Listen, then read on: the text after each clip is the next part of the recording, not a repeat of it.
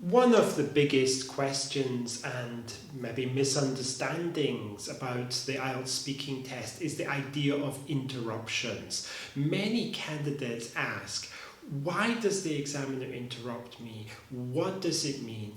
Does it mean my score is going to be low? The quick answer to that is no, but I suppose the better answer is probably not.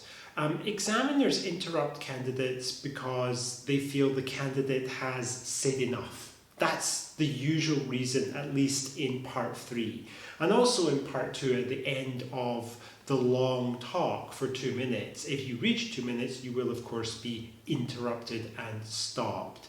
It's only occasional that examiners will interrupt candidates because they are off topic, and if that happens, you will know that the examiner has done it for that reason, because they will simply repeat the question. If it's in part 1, they will exactly repeat the question, and if it's in part 3, they will say the same question in a slightly different way. So it's a helpful thing in that sense to help you to understand.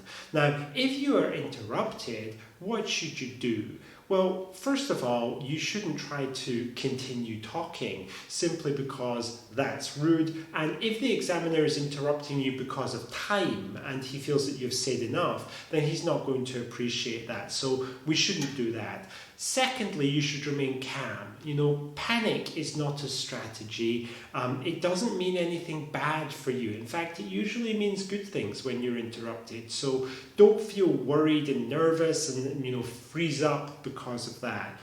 And lastly, just listen to what the examiner says next. Is he repeating the same question? Or is he introducing a new question? Usually it will be the second one, and that's a very, very normal thing for the flow of the exam.